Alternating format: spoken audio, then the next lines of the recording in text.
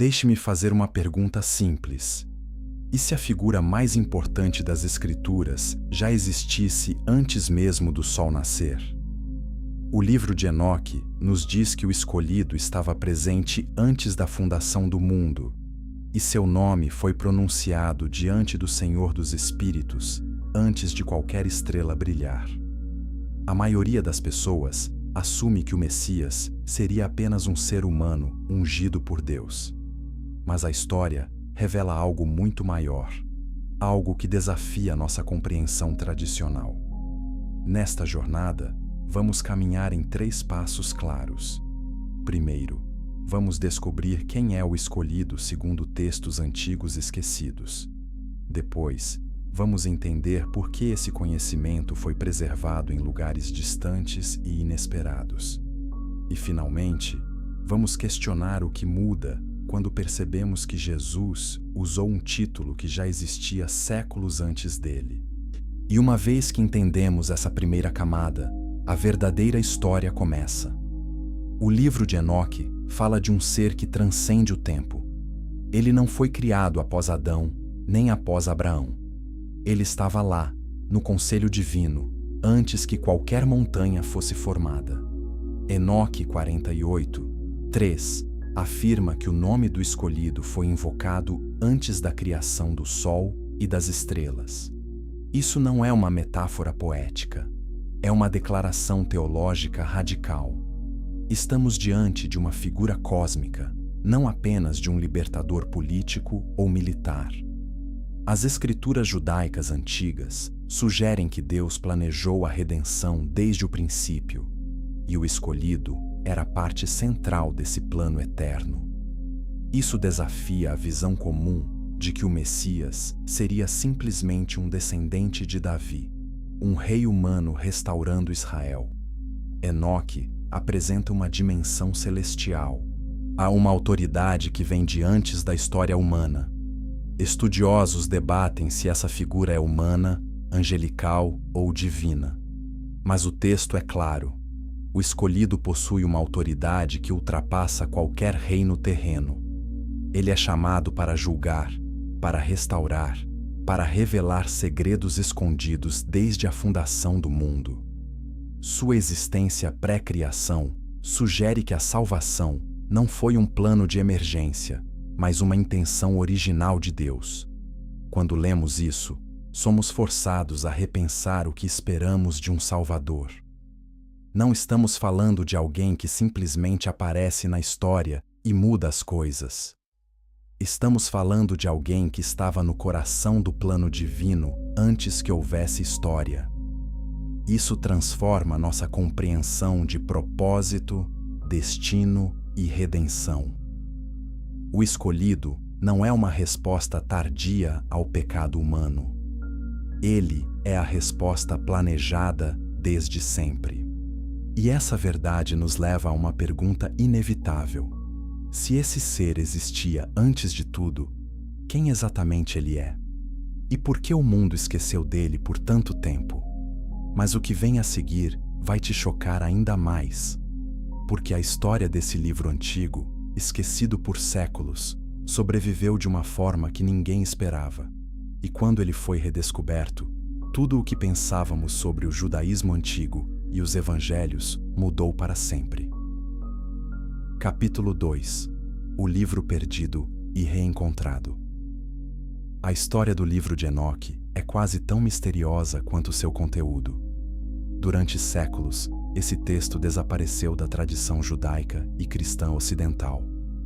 Pais da igreja primitiva, como Tertuliano e Clemente de Alexandria, o citavam com respeito. Mas com o tempo, ele foi removido dos cânones oficiais. Por quê? A resposta está nas decisões teológicas e políticas dos primeiros séculos da Igreja. Alguns líderes questionaram sua autoria. Outros acharam suas visões apocalípticas radicais demais. E assim, o livro sumiu da memória coletiva do Ocidente. Mas Deus tem um jeito de preservar o que importa. Enquanto o Ocidente esquecia Enoque, a Igreja Ortodoxa Etíope o guardava como escritura sagrada. Para os cristãos etíopes, Enoque nunca foi apócrifo. Era parte integrante da Bíblia. Eles o copiaram, estudaram, pregaram e transmitiram de geração em geração. Sem essa fidelidade, o mundo moderno jamais teria acesso a esse tesouro antigo. A preservação de Enoque na Etiópia é um testemunho da diversidade da fé cristã primitiva e da sabedoria de comunidades que resistiram à uniformização teológica. Em 1773, um explorador escocês chamado James Bruce viajou à Etiópia em busca de manuscritos antigos. Ele retornou à Europa com 3 cópias completas do livro de Enoque, em GS, a língua litúrgica etíope. A notícia causou espanto. Estudiosos europeus não podiam acreditar que um texto perdido por mais de 1000 anos ainda existisse, inteiro e preservado. A tradução para o inglês veio décadas depois, e o impacto foi imediato. De repente, o mundo tinha acesso a uma janela única para o pensamento judaico do período do Segundo Templo. Mas a validação definitiva veio apenas no século XX. Em 1947, pastores beduínos descobriram jarros de cerâmica em cavernas perto do Mar Morto. Dentro deles, manuscritos antigos, incluindo fragmentos do livro de Enoque em aramaico e hebraico. Esses fragmentos datam de antes do nascimento de Cristo. Isso provou, e sem sombra de dúvida, que Enoque não era uma invenção medieval ou uma lenda etíope. Era um texto judaico autêntico, lido e reverenciado por comunidades como a de Qumran, onde os manuscritos do Mar Morto foram encontrados. A descoberta de Qumran revolucionou o estudo bíblico. Ela mostrou que o judaísmo do Segundo Templo era muito mais diverso do que imaginávamos. Havia múltiplas vozes, múltiplas expectativas messiânicas, múltiplas visões de como Deus interviria na história. Enoque era parte dessa rica tapeçaria de fé e esperança. E agora, finalmente, tínhamos prova física. O livro que o Ocidente havia esquecido estava voltando à luz, trazendo consigo perguntas profundas e desafiadoras sobre quem realmente era o Messias esperado. Se inscreva no canal para mais revelações bíblicas que vão transformar a forma como você lê as Escrituras. E prepare-se, porque o próximo capítulo vai te mostrar algo que poucos percebem: os títulos misteriosos do escolhido e o que eles realmente significam. Capítulo 3. Os títulos do escolhido. O livro de Enoque não usa apenas um título para descrever o Messias. Ele usa vários, cada um revelando uma camada diferente de identidade e propósito. O primeiro é o escolhido. Esse título enfatiza a soberania divina. Não foi o povo que escolheu esse libertador. Foi Deus. Antes de qualquer voto, antes de qualquer aclamação popular, antes de qualquer coroação terrena, o Senhor dos Espíritos já havia selecionado aquele que traria justiça ao mundo. Isso remove qualquer ilusão de controle humano sobre a salvação. A redenção é iniciativa divina, não conquista humana. O segundo título é o justo. Esse nome revela o caráter moral perfeito do escolhido. Ele não é apenas poderoso, ele é perfeitamente alinhado com a justiça de Deus. Em um mundo cheio de corrupção, opressão e injustiça, o justo representa a restauração da ordem moral do universo. Enoque 38:2 diz que ele julgará os segredos de todos os corações. Nada ficará oculto. Toda maldade será exposta. Toda bondade será recompensada. O título justo nos lembra que o Messias não vem apenas para salvar, mas para julgar com verdade absoluta. E então vem o título mais intrigante: Filho do Homem. Esse termo aparece repetidamente em Enoque, especialmente nos capítulos 46 a 48. Ele descreve uma figura celestial, sentada em um trono de glória, diante de quem reis e poderosos se prostram. Esse Filho do Homem possui autoridade para julgar anjos caídos e seres humanos. Ele é descrito com características que vão além do humano. E, no entanto, o termo Filho do Homem sugere alguma conexão com a humanidade. É um paradoxo intencional. Ele é ao mesmo tempo transcendente e imanente, celestial e humano, divino e acessível. Estudiosos reconhecem que esse título não foi inventado pelos autores dos evangelhos. Jesus o usou repetidamente para se descrever, mas ele estava ecoando uma tradição muito mais antiga. Quando Jesus disse: "O Filho do Homem tem autoridade para perdoar pecados", Marcos 2:10, ele estava invocando uma imagem que seus ouvintes já conheciam. Ele estava se identificando com a figura profetizada em Daniel 7 e detalhada em Enoque. Isso não era apenas uma escolha de palavras, era uma reivindicação messiânica poderosa e inconfundível. Os três títulos juntos, escolhido, justo, Filho do Homem, formam um retrato teológico completo. O escolhido revela a soberania de Deus. O justo revela o caráter moral perfeito. O Filho do Homem revela a autoridade celestial e a conexão com a humanidade. Juntos, eles nos mostram que o Messias esperado não era apenas um líder político. Era alguém que transcendia categorias humanas, alguém que vinha do próprio trono de Deus para restaurar todas as coisas. Curta este vídeo se essa verdade te impressionou. E comente abaixo. Você já tinha ouvido falar do título Filho do Homem antes de ler os Evangelhos?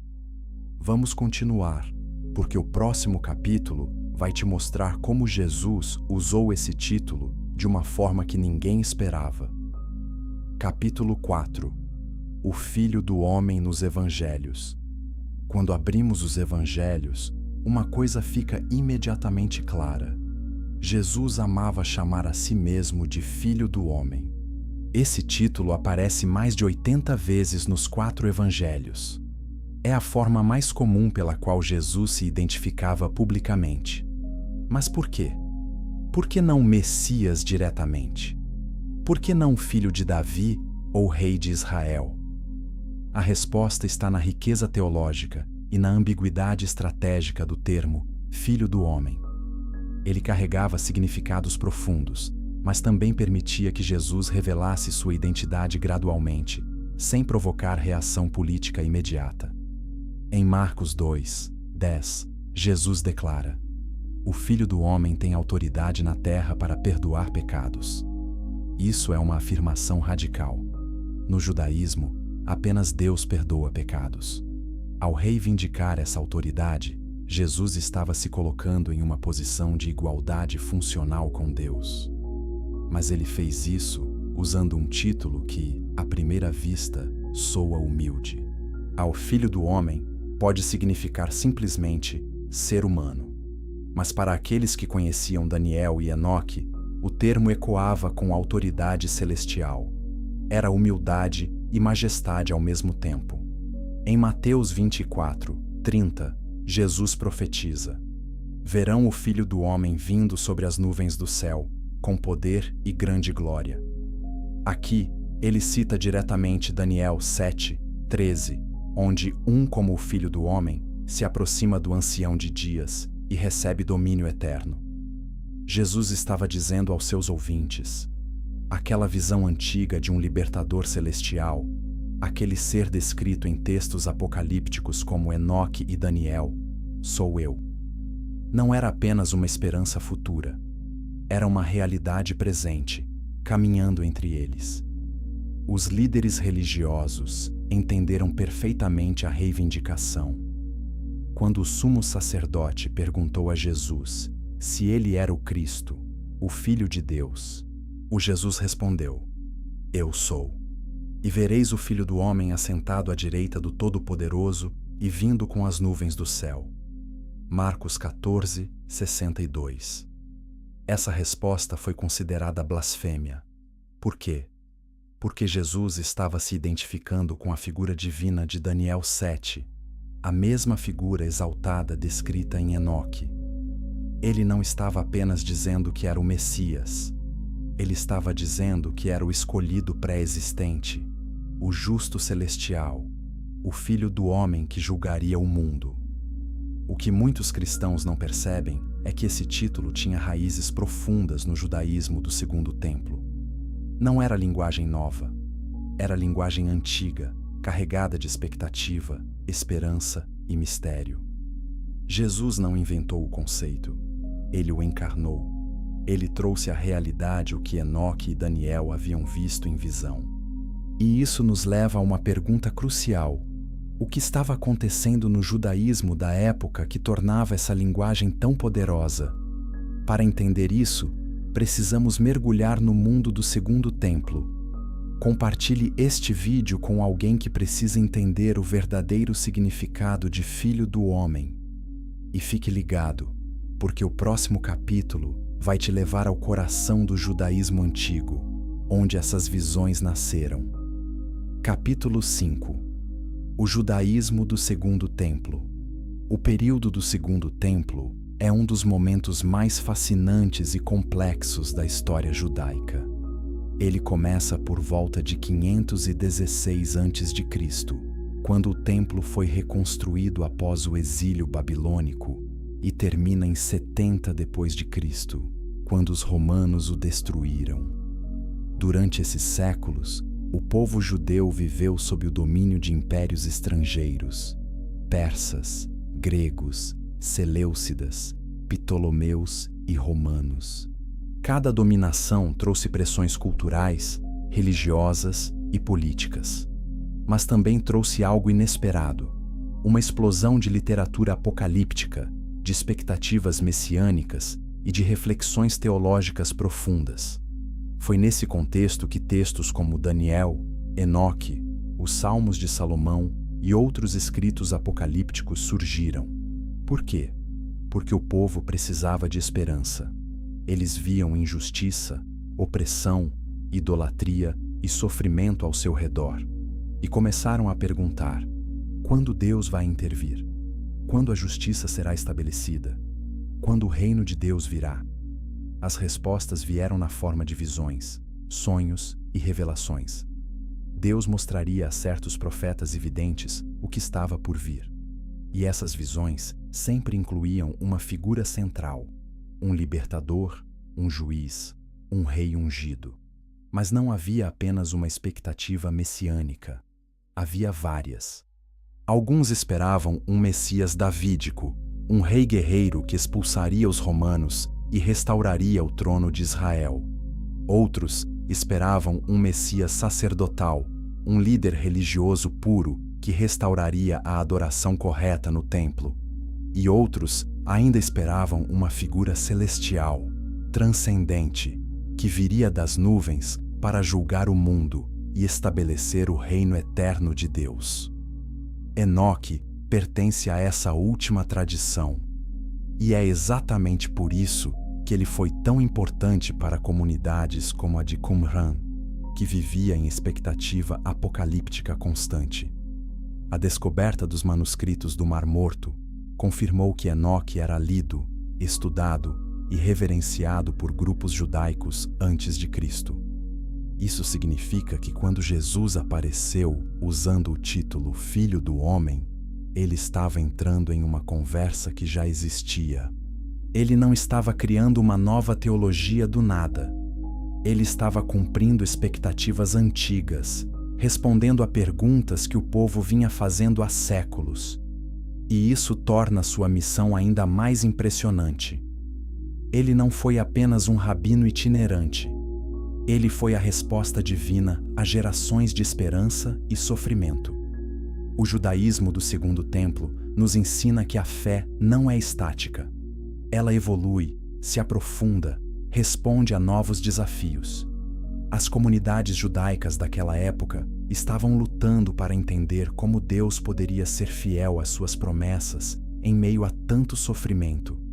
E eles encontraram respostas em visões de um mundo renovado, de um juiz justo, de um reino eterno. Essas visões não eram fantasias escapistas, eram afirmações de fé em um Deus que não abandona seu povo. E Enoque era uma das vozes mais poderosas dessa afirmação. E se você está gostando dessa jornada, deixe um like e ative o sininho para não perder nenhum episódio, porque o que vem a seguir vai te surpreender. Vamos mergulhar na visão de Daniel, que inspirou tanto Enoque quanto Jesus. Capítulo 6. A visão de Daniel e o Filho do Homem. Daniel 7 é um dos capítulos mais importantes de toda a Bíblia para entender a figura do Filho do Homem. Escrito durante o exílio, ou logo após, esse capítulo apresenta uma visão apocalíptica de 4 bestas que representam impérios opressores. Elas são violentas, caóticas, aterrorizantes. Mas então, algo muda. Daniel vê o Ancião de Dias, Deus mesmo, sentado em um trono de fogo, cercado por milhares de servos celestiais. E diante desse trono, vinha um como o Filho do Homem, com as nuvens do céu. Essa figura se aproxima do Ancião de Dias e recebe autoridade, glória e um reino eterno que nunca será destruído. Essa visão é revolucionária. Enquanto as bestas representam o poder brutal e temporário dos impérios humanos, o Filho do Homem representa o reino eterno de Deus. Ele vem das nuvens, símbolo da presença divina.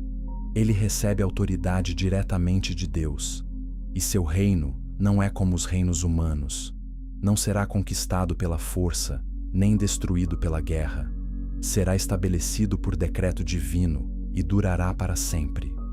Daniel 7 oferece uma visão de esperança em meio ao caos. Deus está no controle, e ele enviará alguém para estabelecer justiça eterna. Enoque pega essa visão e a expande. Ele identifica o Filho do Homem como o escolhido, o justo, aquele cujo nome foi pronunciado antes da criação. Ele descreve o Filho do Homem sentado no trono de glória, julgando os reis da terra, ou revelando os segredos ocultos, libertando os oprimidos. Enoque transforma a visão de Daniel em uma narrativa teológica completa, cheia de detalhes sobre o papel, a autoridade e o caráter desse libertador celestial. E essa narrativa influenciou profundamente o pensamento judaico do Segundo Templo. Quando Jesus se identifica como o Filho do Homem, ele está reivindicando ser essa figura. Ele está dizendo: a visão de Daniel se cumpre em mim. O reino eterno que Deus prometeu está chegando através de mim.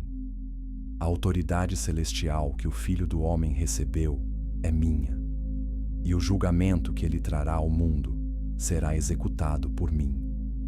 Isso não é uma reivindicação pequena, é uma reivindicação cósmica que coloca Jesus no centro do plano divino desde o princípio. Os primeiros cristãos entenderam isso. Quando lemos Apocalipse 1:13 e vemos João descrevendo Jesus como semelhante ao Filho do Homem, vestido com uma túnica longa, olhos como chama de fogo, voz como o som de muitas águas. Essa descrição ecoa tanto Daniel quanto Enoque. João está dizendo: Jesus é aquele que foi visto nas visões antigas. Ele é o escolhido. Ele é o justo.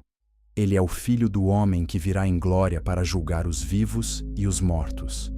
A visão de Daniel é a base. Enoque é o desenvolvimento. E Jesus é o cumprimento. Juntos, esses três formam um arco teológico que atravessa séculos, culturas e tradições. E esse arco nos ensina que Deus sempre teve um plano. Desde antes da criação, ele sabia como traria justiça e redenção ao mundo. E esse plano se chama Jesus, o Filho do Homem. Comente abaixo. Você já tinha percebido essa conexão entre Daniel, Enoque e Jesus? E prepare-se. E porque o próximo capítulo vai te mostrar algo surpreendente: as múltiplas expectativas messiânicas que existiam no judaísmo antigo. Capítulo 7. Expectativas messiânicas, múltiplas. Uma das descobertas mais importantes dos manuscritos do Mar Morto é que o judaísmo do Segundo Templo não tinha apenas uma expectativa messiânica. Havia várias, e elas coexistiam, às vezes em tensão, às vezes em harmonia. Isso nos força a abandonar a ideia de que havia uma única crença judaica sobre o Messias. Na verdade, diferentes grupos tinham diferentes esperanças, baseadas em diferentes textos e tradições. A primeira expectativa era a do Messias davídico. Esse era o libertador político e militar, descendente do rei Davi, que restauraria o trono de Israel, expulsaria os invasores e estabeleceria um reino judaico independente. Os Salmos de Salomão, por exemplo, descrevem esse Messias como um rei justo, poderoso, que purificaria Jerusalém e governaria com sabedoria. Muitos judeus do primeiro século esperavam exatamente isso. Quando Jesus entrou em Jerusalém, montado em um jumento, as multidões gritaram: Hosana ao filho de Davi, porque esperavam que ele fosse esse tipo de Messias. A segunda expectativa era a do Messias sacerdotal. Em Qumran, onde os manuscritos do Mar Morto foram encontrados, esperava-se não apenas um, mas dois Messias, um rei e um sacerdote. O Messias sacerdotal seria da linhagem de Arão, restauraria a pureza do templo, lideraria a adoração correta e prepararia o povo para a vinda do reino de Deus. Essa expectativa refletia a importância central do templo na vida religiosa judaica. Sem um sacerdócio puro, não poderia haver verdadeira comunhão com Deus. A terceira expectativa era a do Messias celestial, transcendente, descrito em textos como Daniel e Enoque. Esse não era apenas um ser humano ungido. Era uma figura cósmica, pré-existente, dotada de autoridade divina. Ele viria das nuvens, julgaria o mundo, destruiria o mal e estabeleceria o reino eterno de Deus. Esse Messias não dependia de exércitos humanos ou de linhagens terrenas. Ele vinha diretamente do trono de Deus, com poder absoluto e justiça perfeita.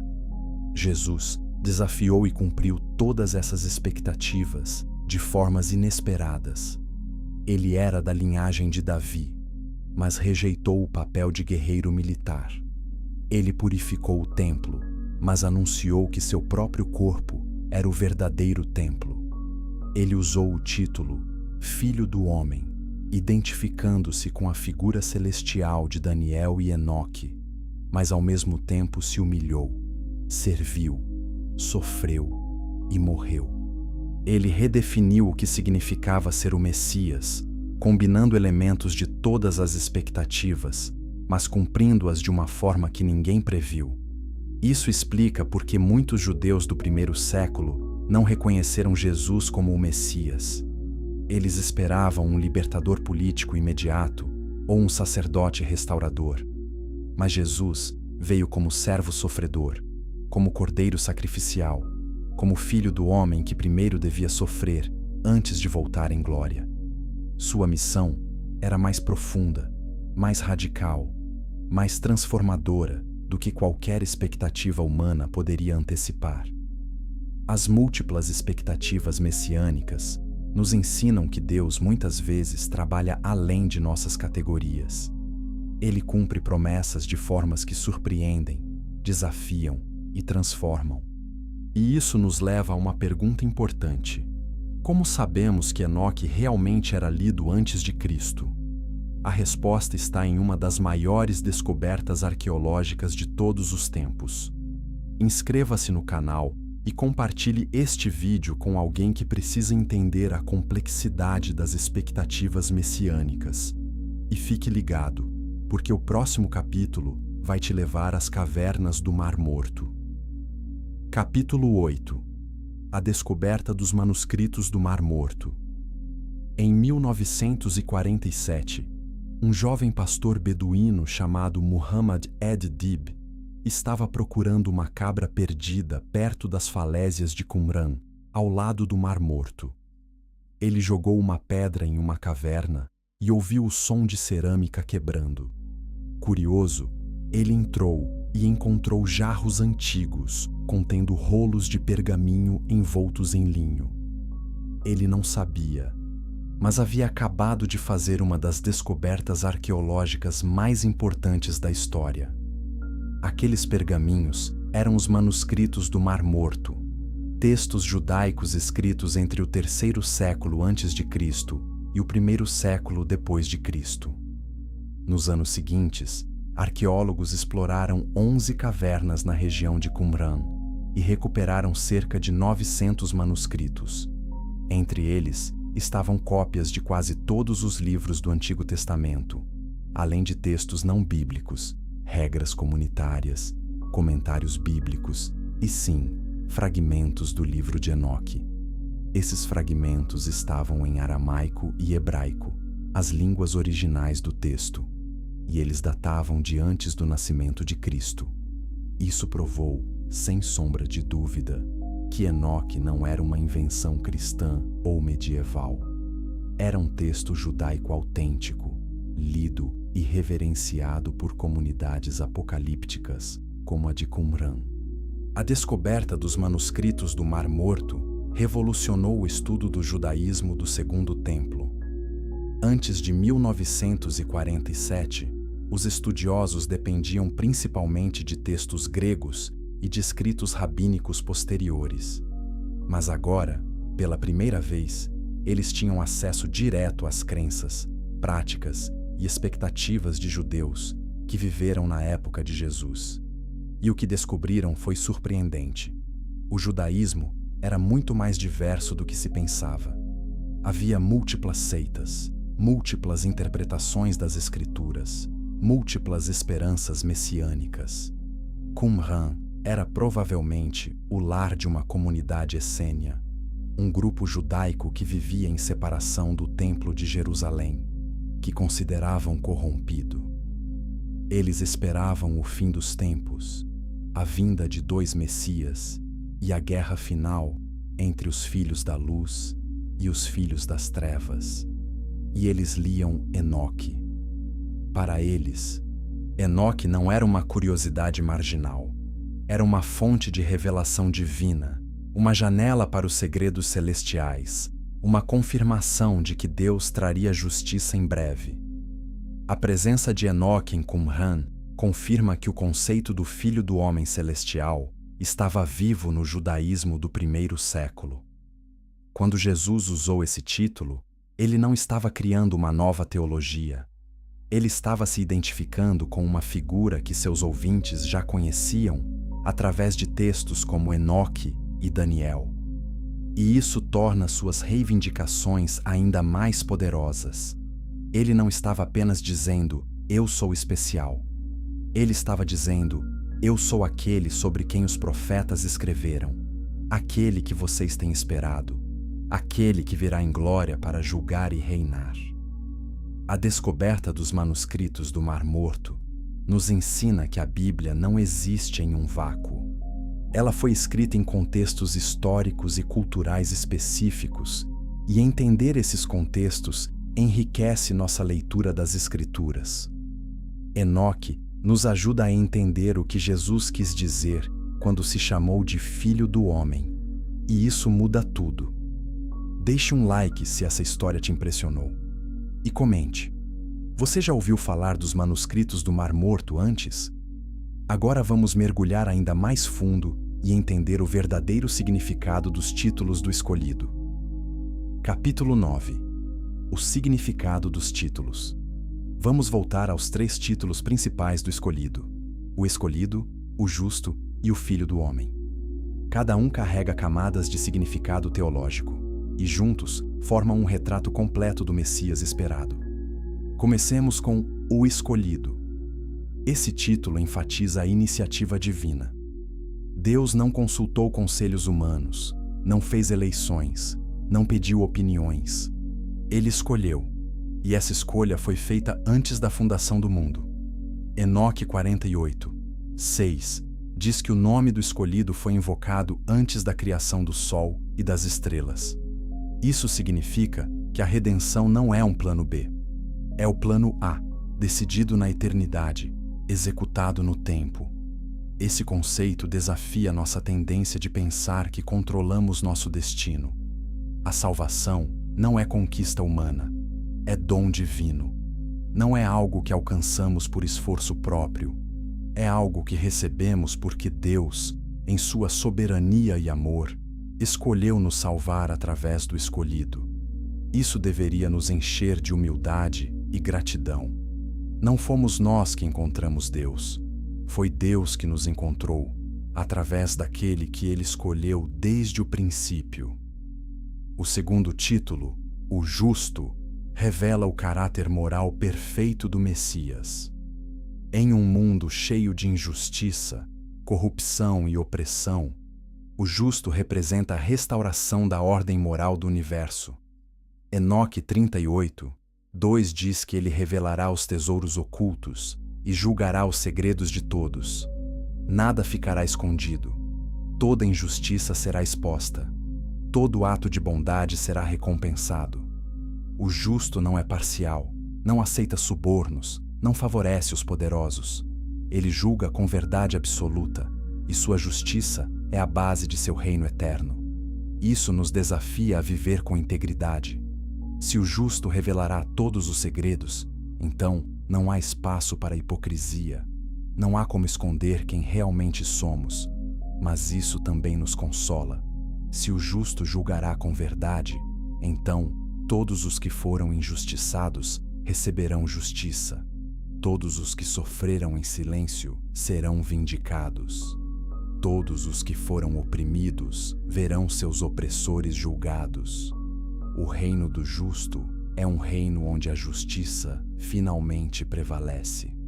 E finalmente, o título Filho do Homem. Como já vimos, esse termo tem raízes em Daniel 7 e é expandido em Enoque.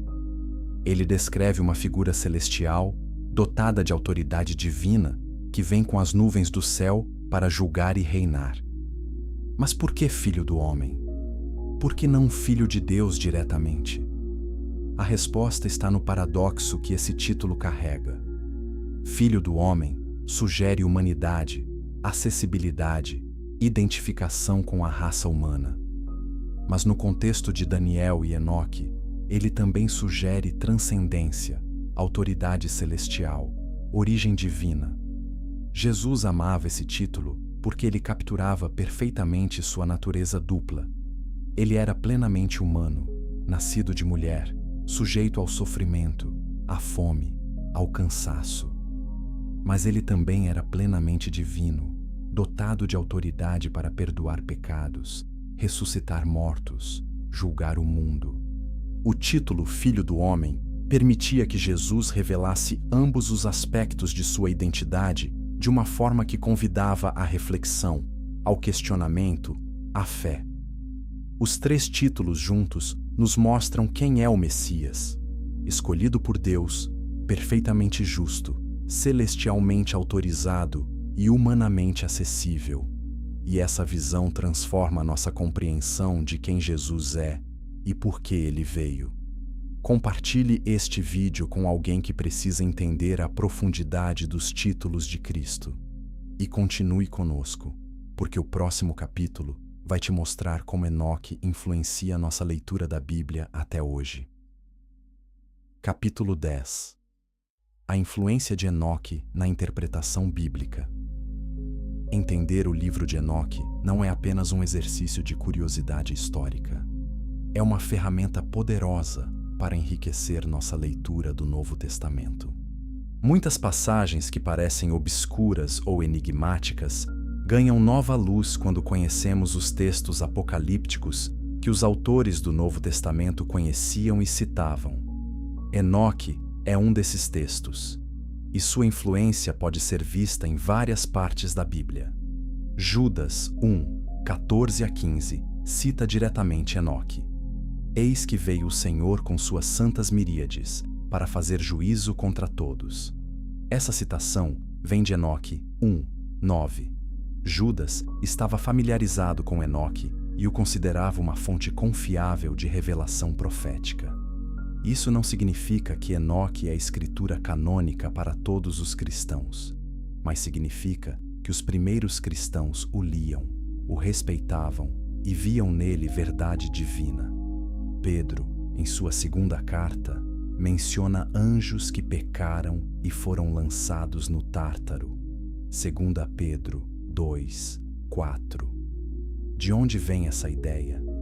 De Enoque, que descreve os vigilantes.